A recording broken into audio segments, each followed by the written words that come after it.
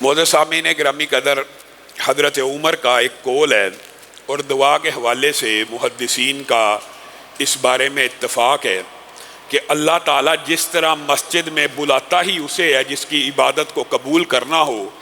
اللہ کی رحمت ہے ہم سب اللہ کے گھروں میں سے ایک گھر میں بیٹھے ہوئے ہیں، مسجد میں آئیں، یہ بھی اللہ کا احسان ہے۔ اسی طرح اللہ تعالیٰ دعا کی توفیق اسی بندے کو دیتا ہے، توبہ کی توفیق اسی بندے کو دیتا ہے جس کی دعا قبول کرنی ہوتی ہے یا جس کی توبہ قبول کرنی ہوتی ہے۔ جس کی توبہ اللہ نے قبول ہی نہ کرنی ہو اس کو توبہ کی توفیق ہی نہیں نصیب ہوتی، اور جس کی دعا اللہ تعالیٰ نے ہمیشہ رد ہی کرنی ہو اس کو اللہ تعالیٰ ہاتھ اٹھانے کی بھی پھر توفیق نہیں دیتا۔ حضرت عمر نے اس بات کو اس طرح سمجھایا، آپ کو بات آسان کر کے سمجھاتا ہوں کہ جس طرح پانی پینے سے پیاس ختم ہو جاتی ہے، کھانا کھانے سے بھوک ختم ہو جاتی ہے، دانا ڈالنے سے کونپل کا پھوٹنا تقدیر میں لکھا ہے۔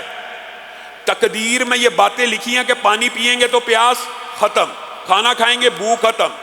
تقدیر میں لکھا ہے دانا ڈالیں گے تو کونپل پھوٹے گی، آگ کے اندر ہاتھ رکھو گے تو ہاتھ جلے گا، یہ تقدیر میں لکھا ہے۔ اسی طرح حضرت عمر نے کہا یہ بھی تقدیر میں لکھا ہے کہ جو بندہ ہاتھ اٹھائے گا اللہ تعالیٰ اس کی دعا کو ضرور سن لے گا، یہ تقدیر میں لکھا ہے۔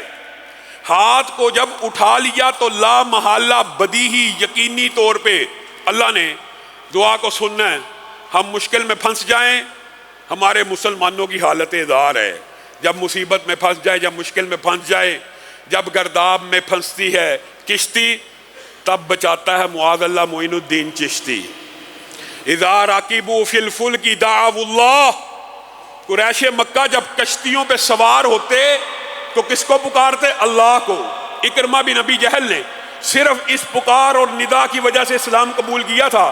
کشتی کے ملاح نے جب کشتی بھور میں پھنس گئی تو کہنے لگا اس رب کو پکارو، یہ لات منات عزا حبل صرف خشکی میں کام آنے والے ہیں، یہاں تریکیوں اور اندھیروں اور سمندر کے اندر وہ رب بچا سکتا ہے جو اللہ ہے۔ اکرمہ بن ابی جہل کے عقل کے اوپر بات ایسی فٹ ہوئی، سوچنے لگے ایک دفعہ کئی مرتبہ ایک بات سے بندہ ایمان کو قبول کر لیتا، اوہو اگر تریوں میں وہ رب بچاتا ہے تو خشکیوں میں کیوں نہیں بچاتا ہوگا، اگر تنہائیوں میں وہ بچاتا ہے تو رونق میں کیوں نہیں بچاتا ہوگا، اگر یہاں تریکیوں میں بچاتا ہے تو مکے کے اجالوں میں کیوں نہیں بچاتا ہوگا۔ کہا واپس موڑ لے کشتی۔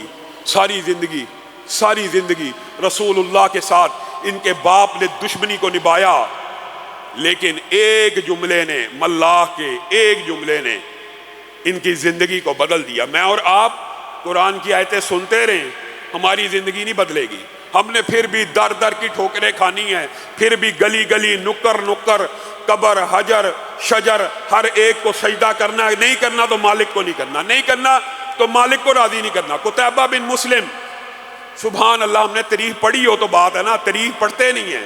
قتیبہ بن مسلم نے، آپ کو پتہ ہے کابل یہی افغانستان، یہ کابل اب تو اب مشہور ہو گیا ہے، سب جانتے ہیں۔ قتیبہ بن مسلم اس کابل کے قلعے کے سامنے کھڑے ہیں، بسم اللہ، ساتھ کتنا بڑا لشکر ہے؟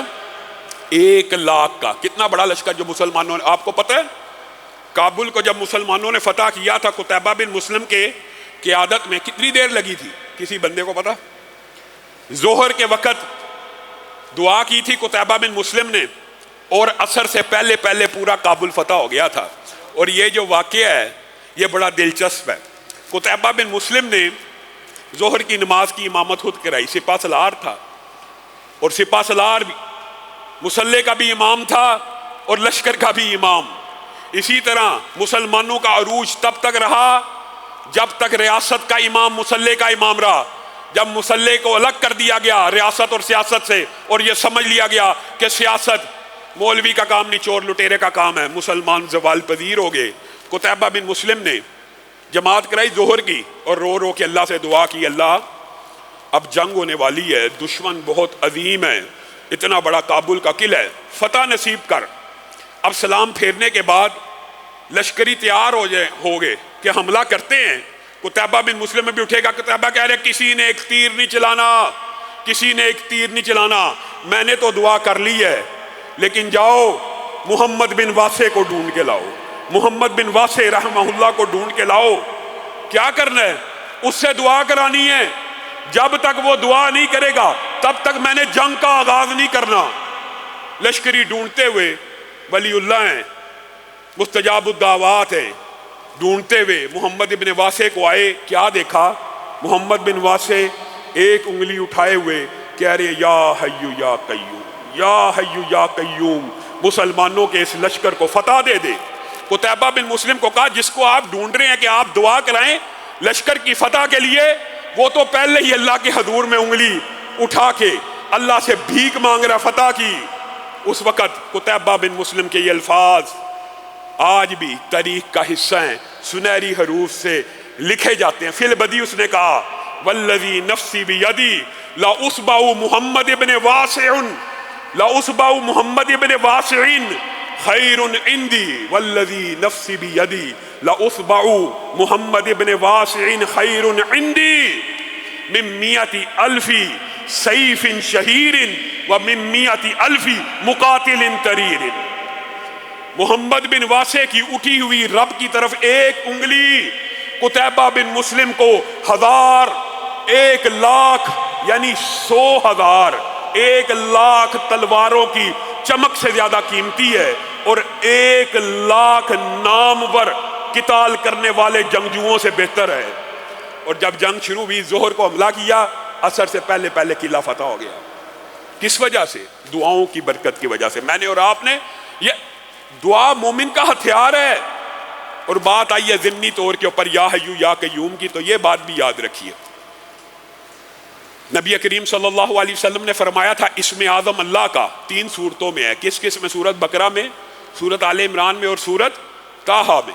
اور ان تینوں صورتوں میں اللہ لا الہ الا هو الحی القیوم، الف لام میم اللہ لا الہ الا هو الحی القیوم وعنت الوجوہ للحی القیوم، یہ تینوں صورتوں میں یہ نام کامن ہے۔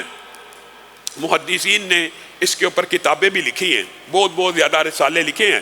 محدثین کا اس حوالے سے مختلف موقف اور آراء ہیں کہ اس میں اعظم متعدد ہیں، ایک ہے، یا جمیع احادیث کو جمع کر کے استدلال کیا جائے۔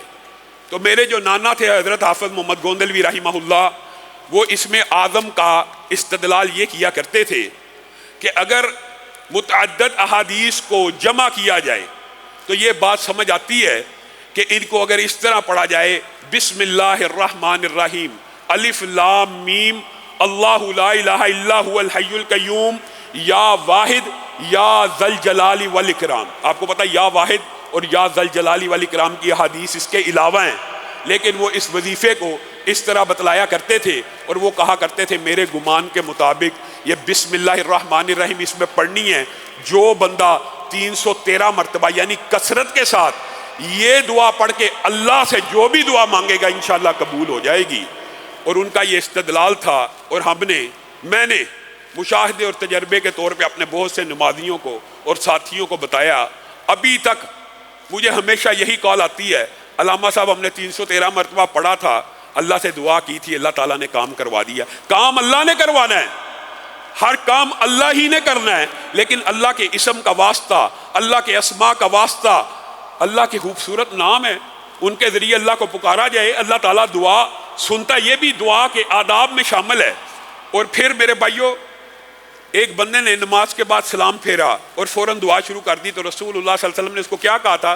تو نے جلدی کی، تجھے کیا کرنا چاہیے تھا؟ تسبیحات پڑھ لیتا، اللہ کی حمد بیان کر لیتا، اور اللہ کی حمد اور ثنا بیان کرنے کے بعد درود پاک پڑھ لیتا۔ مراد یہ ہے کچھ اللہ کے حضور میں تسبیحات پیش کر، کچھ اس کی حمد بیان کر، پھر اللہ سے مانگ جو مانگتا ہے۔ اور دوسری حدیث میں کیا آتا ہے؟ رسول اللہ صلی اللہ علیہ وسلم کے سامنے ایک بندے نے درود پڑھا اور درود پڑھ کے اللہ سے مانگنے لگا۔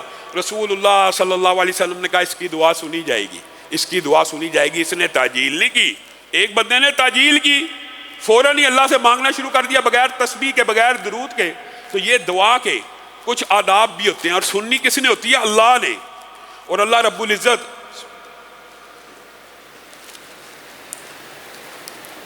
بندے کی دعائیں کیسے سنتا ہے؟ یہ محیر العقول واقعات ہیں۔ شام بن عبد الملک کے سامنے بھی ایک بندہ آیا اور اس نے کہا خلیفہ آج میرے ساتھ عجیب معاملہ ہوا، ایک طرف سے اژدہا آ رہا تھا اور ایک طرف سے شیر آ رہا تھا، میں نے ادھر دیکھا شیر ہے، ادھر دیکھا اژدہا ہے، میرے منہ سے یہ الفاظ نکلے یا دافع المکروہ قد تراہما فنجنی یا رب من آذاہما، اے اللہ، اے پریشانیوں کے دور کرنے والے رب، تو ان دو مصیبتوں کو دیکھ رہا ہے، اب تیرے ہی ذمے ان کو میرے سے دور کر دے۔